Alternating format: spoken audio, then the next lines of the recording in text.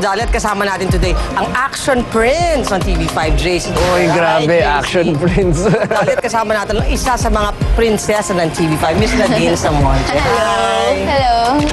Yes, you heard it right. Hindi isa kundi dalawa sa ating mga hinahangaang kapatid ang makakasama natin ngayon para sa special edition ng Hello Dolly. Let's hear what they have to say about love and relationships. Sino nga ba ang mga matapang when it comes to love? At sino nga ba ang handang masaktan for love? Papipiliin ka between love and your family. Anong mas matimbang? Naku, mahirap po yan kasi kahit anong mangyari, naandyan pa rin yung pamilya mo eh. Baka di pa namin-meet yung right guy. Hindi naman po, pero hindi ko masasabi yan kasi pag sinabi kong pag-ibig, parang hindi naman tama. Siguro mas masasabi kong family pa rin.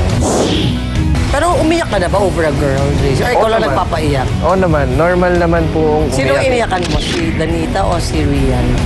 Well, nagiging emotional ako pagdating sa mga babae talaga. Hindi ko naman dinidinay na umiiyak ako. Hindi naman kabawasan sa pagkalalaki ko yun, di ba? Pero sino nga ba ang mas may say sa pag-ibig? Ang boyfriend na nakipaghiwalay o ang ex-girlfriend na nakikipagbalikan? Ano na bang estado niyo talaga ni Danita Paner? Are you unofficially or officially on or off? Naka-leave po ako. Hindi. Nasa stage pa kami ni Dan na inaayos pa slowly. And, But surely? Sana. And magre-require kasi siya ng time. Kaya... Paano yun? Parang wala ka naman atong time kasi you're so busy. Meron, kahit papano nakakapag-usap kami, nakakapag-text kami. Magkasama kami sa isang show. Eh, minsan nagdededmahan daw kayo. Totoo ba to? May times, may times na... Pero sinisiguro namin na makakapag-hi kami sa isa't isa. Hindi lang katulad dati. For Dan, I'm sure narinig niya lahat ng sinabi ko. Hindi ko man nasabi yun personally sa'yo, pero huwag kang mag-alala, may plan akong ayusin pa lahat. So, steady ka lang. Nagkabalikan kami ni ex before, ni Emerson. Yun po. So is lovelier the second time around for Emerson and you? Yes, second time around. After, kasi we've been together for almost 6 years eh. So walang cool off, walang break. Tapos, ito yung nagkabalikan ulit kami. So, kasalan na ba ito? Wala pa po. Wala pa. Gusto niya, pero hindi pa po pwede. Sayang yung binibigay na opportunity ng TV5 sa akin. So, is he willing to wait? Sabi ko sana. Or sa tingin mo, si Emerson na ba talagang lalaking gusto mo makasama habang buhay? For now, masasabi kong gusto ko, sana po. Pero hindi ko rin po masasabi later on eh, kung maghihintay pa ba siya or what. How about the respective exes? May masasabi rin ba sila? Happy nga ba sila for them or bitter pa rin sila hanggang sa ngayon? I hope you don't mind my asking kasi once upon a time, you were involved in with Rian Ramos. Anong reaction mo sa mga pinagdadaanan niya ngayon? Well, she's always responsible for her actions naman, everything. And kung ano man yung mga decisions na ginagawa niya for herself, I'm sure na alam niya yung reasons sa sarili niya kung bakit niya yun ginagawa or kung bakit niya yun ginawa. Wala na ba kayong contact ni Rian? Did you text her nung sumabog yung balita? But you feel sorry for her? Or No, kasi naniniwala ako na ang isang tao nabubuhay yan by choices eh. Ngayon kung itong choice na to, yun yung pinili niyang daanan or pinili niyang gawin, then wala kang magagawa doon kasi yun yung gusto niya talagang gawin eh. Hindi ka ba natatakot na baka ma-intriga kayo ni Oye Boy dito? Alam mo naman sa showbiz, kasama Oo kayo. nga po eh. Actually, medyo natatakot po ako kasi ayokong ma-intriga kami na alam kong may pamilya na siya. Ayoko nang ganun eh. Kasi baka magkagulo sila ng dahil sa mga chismis lang. Il Leandro Munoz, what happened there? Ano yun, naudlot or... Hindi naudot kasi naging kami naman talaga eh, ni Leandro. Aminado naman ako.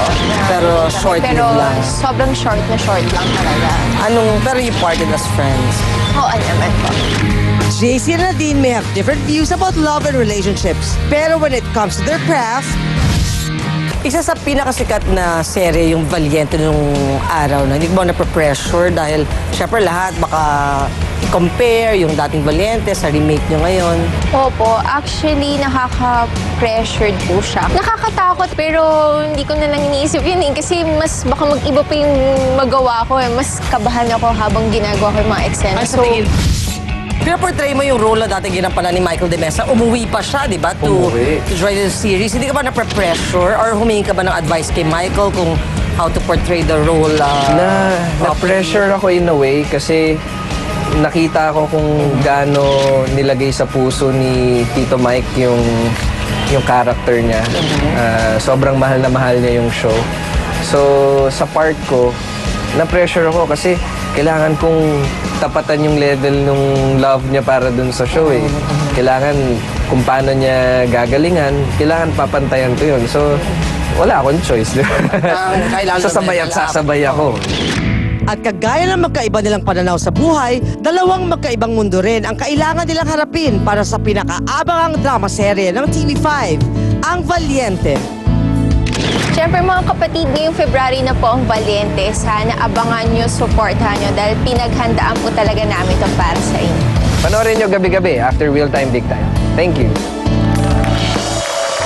Okay, salamat kay Dalian. Maganda yung sinabi ni JC, ano? Medyo tahimik muna.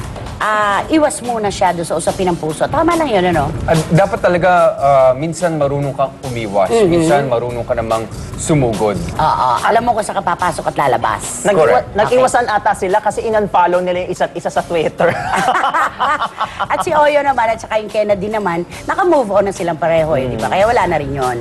Okay, so ngayong hapon naman po mga kapatid ay makakasama po natin ang mga kabataan ng seryeng Glamorosa. Tinututukan po natin gabi-gabi. Siyempre kasama natin, Ritz Azul, Meggy Parialan, Victor Silayan. Magandang hapon sa inyo. Ayan na. Okay.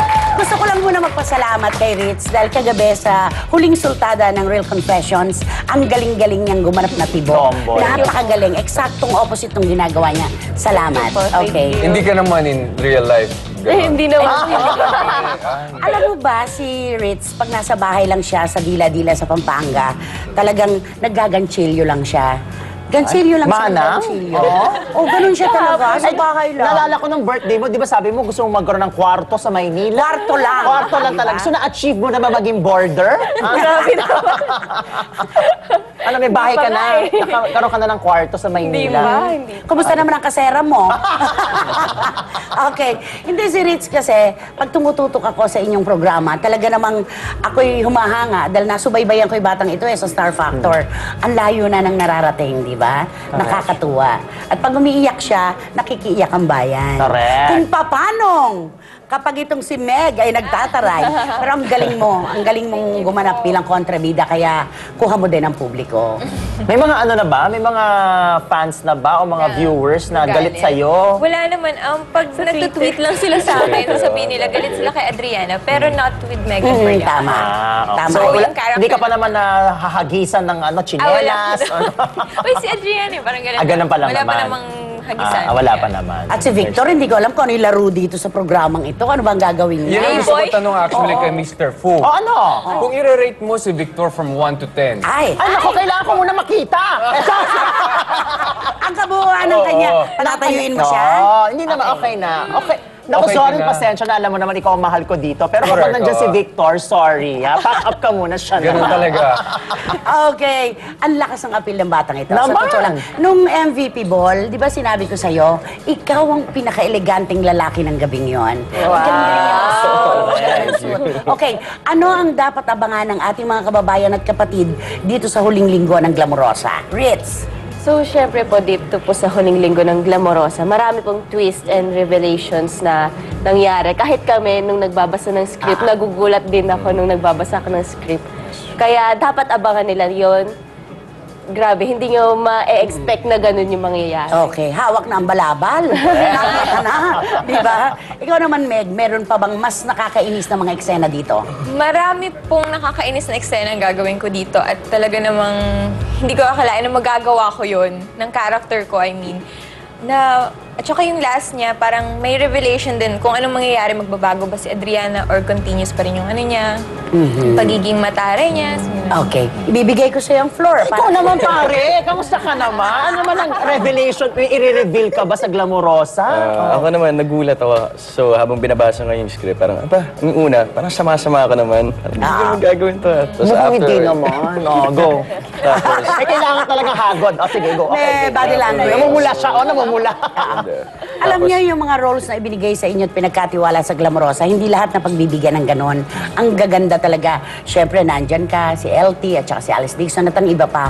Sino-sino ang mga gusto niyong pasalamatan dito sa Glamorosa?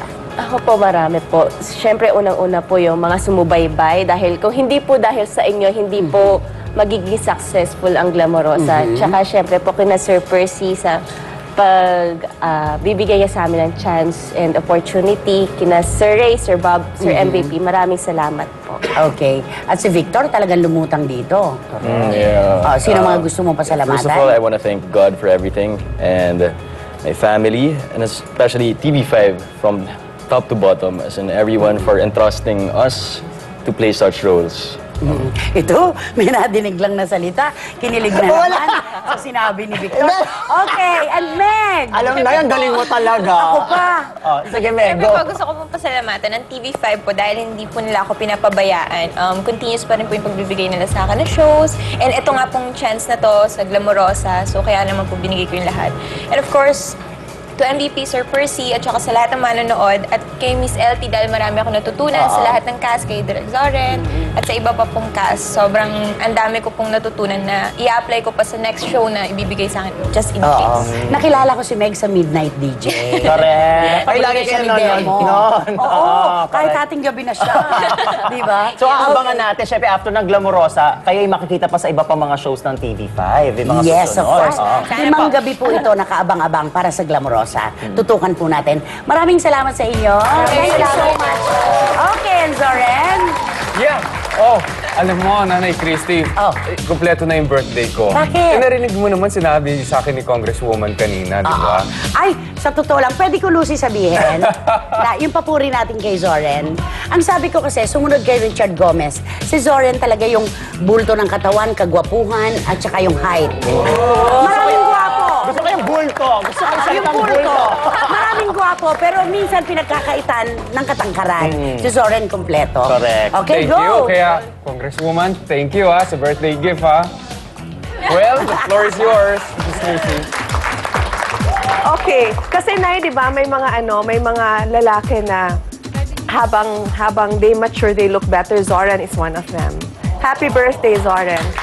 Okay, sa kahit saang usapan, laging exciting kapag magkapatid na ang pinaghaharap. Pero mas nagiging exciting